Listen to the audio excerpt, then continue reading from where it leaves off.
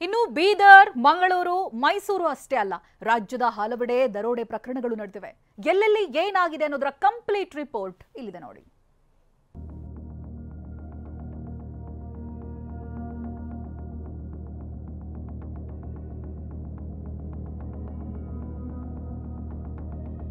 ಕಳ್ಳತನ, ದರೋಡೆ, ರಾಬರಿ ಪ್ರಕರಣಗಳು ರಾಜ್ಯದಲ್ಲಿ ಹೆಚ್ಚಾಗ್ತಿವೆ. ಬೀದರ್, ಮಂಗಳೂರು ಪ್ರಕರಣ ಸದ್ದು ಮಾಡ್ತಿದ್ದಂತೆ ರಾಜ್ಯದಾದ್ಯಂತ ನಡೆದ ಸಣ್ಣ ಪುಟ್ಟ ಕಳ್ಳತನ ಪ್ರಕರಣಗಳು ಬೆಳಕಿಗೆ ಬರ್ತಿವೆ.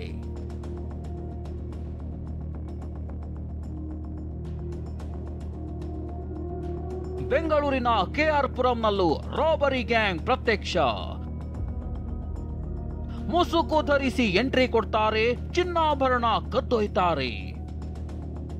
ರಾಜ್ಯ ರಾಜಧಾನಿ ಬೆಂಗಳೂರು ಸೇರಿದಂತೆ ಹಲವೆಡೆ ದರೋಡೆ, ಕಳ್ಳತನ ಪ್ರಕರಣಗಳು ದಿನದಿನಕ್ಕೂ ಹೆಚ್ಚಾಗ್ತಿವೆ.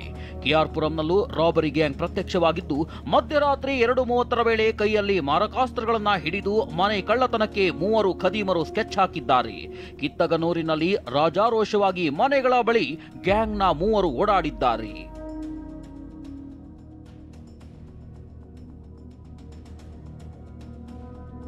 ಹದಿನೈದು ದಿನದಲ್ಲಿ 20ಕ್ಕೂ ಹೆಚ್ಚು ಮನೆಗಳಲ್ಲಿ ಕಳ್ಳತನ, ರಾಬರಿ. ಕೆಆರ್ ಪುರಂ ಸುತ್ತಮುತ್ತ ಓಡಾಡಿ ಸ್ಕೆಚ್ ಹಾಕೋ ಖದೀಮರು ಕಳೆದ 15 ದಿನದಲ್ಲಿ 20ಕ್ಕೂ ಹೆಚ್ಚು ಮನೆಗಳಲ್ಲಿ ಕಳ್ಳತನ, ರಾಬರಿ ಮಾಡಿದ್ದಾರೆ.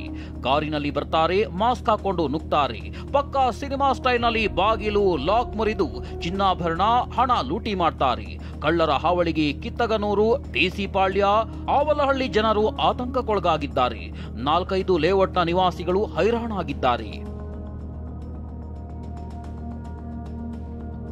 ಇದು ಒಂದ್ ಕಡೆಯಾದ್ರೆ, ಹುಳಿಮಾವು ಠಾಣೆ ವ್ಯಾಪ್ತಿಯಲ್ಲಿ ಖದೀಮಳೊಬ್ಬಳು ಮನೆ ಬಳಿ ಜನರಲ್ ಸ್ಟೋರ್ ನಡೆಸುತ್ತಿದ್ದ ವೃದ್ಧೆ ಪರಿಚಯ ಮಾಡಿಕೊಂಡಿದ್ದಾಳೆ. ಶೌಚಾಲಯಕ್ಕೆ ಹೋಗ್ಬೇಕೆಂದು ಮನೆ ಕೀ ಪಡೆದ ಕಳ್ಳಿ ಸಹಿದ್ ಭಾನು ಚಿನ್ನಾಭರಣ ಕದ್ದು ಎಸ್ಕೇಪ್ ಆಗಿದ್ಲು. ವೃದ್ಧೆ ದೂರಿನ ಮೇರೆಗೆ ಹುಳಿಮಾವು ಪೊಲೀಸರು ಆರೋಪಿ ಸಹಿದ ಭಾನು ಬಂಧಿಸಿ 136 ಗ್ರಾಂ ಚಿನ್ನಾಭರಣ ವಶಕ್ಕೆ ಪಡೆದಿದ್ದಾರೆ.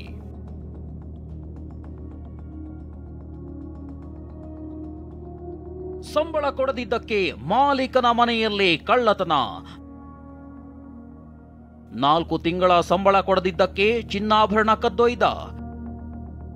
4 ತಿಂಗಳ ಸಂಬಳ ಕೊಡದಿದ್ದಕ್ಕೆ ತಾನು ಕೆಲಸ ಮಾಡ್ತಿದ್ದ ಮಾಲೀಕನ ಮನೆಯಲ್ಲಿ ಸಿದ್ದು ಎಂಬಾತ ಚಿನ್ನಾಭರಣ ಕಳ್ಳತನ ಮಾಡಿದ್ದಾನೆ. ಖಾಸಗಿ ಕಂಪನಿಯಲ್ಲಿ ಕೆಲಸ ಬಿಟ್ಟಿದ್ದ ಆರೋಪಿ ಸಿದ್ದು ಅರುಂಧತಿ ಮಿಶ್ರಾ ಎಂಬುವರ ಬಳಿ ಕಾರು ಚಾಲಕನಾಗಿ ಸೇರಿದ್ದ. ಆದರೆ ಅರುಂಧತಿ ಬಳಿಯೂ ಆರೋಪಿ ಸಿದ್ದು ಕೆಲಸ ಬಿಟ್ಟಿದ್ರಿಂದ 4 ತಿಂಗಳ ಸಂಬಳ ಕೊಟ್ಟಿರಲಿಲ್ಲ. ಹೀಗಾಗಿ ಮನೆಯಲ್ಲಿ ಯಾರೂ ಇಲ್ಲದನ್ನ ಗಮನಿಸಿದ ಆರೋಪಿ ನಕಲಿ ಕೀ ಬಳಸಿ ಕಳ್ಳತನ ಕೃತ್ಯ ಎಸಗಿದ್ದ. ಸದ್ಯ ಆರೋಪಿಯನ್ನ ಬೆಳ್ಳಂದೂರು ಪೊಲೀಸರು ಬಂಧಿಸಿದ್ದು 682 ಗ್ರಾಂ ಚಿನ್ನಾಭರಣ ಜಪ್ತಿ ಮಾಡಿದ್ದಾರೆ.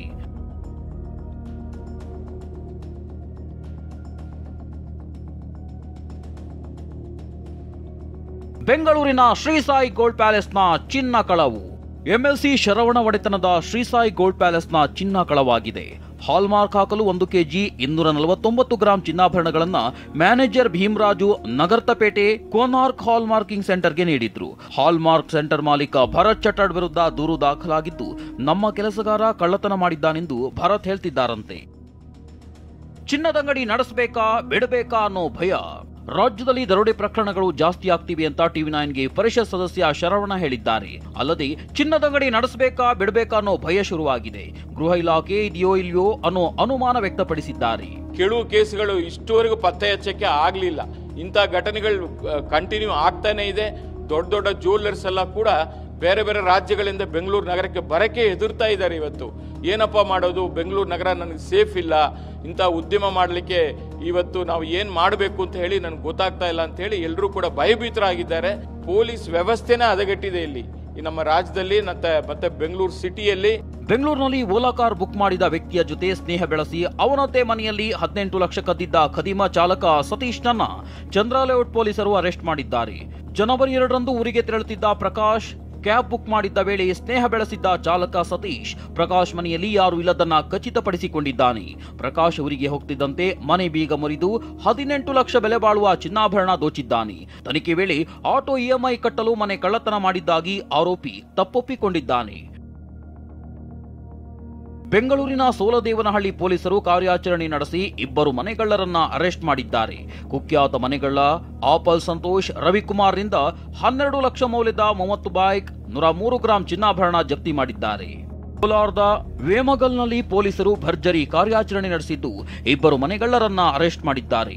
ಬಂಧಿತ ಆರೋಪಿಗಳಿಂದ 2,20,000 ಬೆಲೆ ಬಾಳುವ ಚಿನ್ನಾಭರಣ ಮತ್ತು 50,000 ನಗದು ವಶಕ್ಕೆ ಪಡೆದಿದ್ದಾರೆ. ರಾಜ್ಯದಲ್ಲಿ ದರೋಡೆ ಪ್ರಕರಣಗಳು ಹೆಚ್ಚಾದ ಹಿನ್ನೆಲೆ ಹುಬ್ಬಳ್ಳಿಯ ಹಳೆ ಸಿಆರ್ ಮೈದಾನದಲ್ಲಿ ಹುಬ್ಬಳ್ಳಿ ಕಮಿಷನರ್ ಶಶಿಕುಮಾರ್ ಪರೇಡ್ ನಡೆಸಿದ್ದಾರೆ.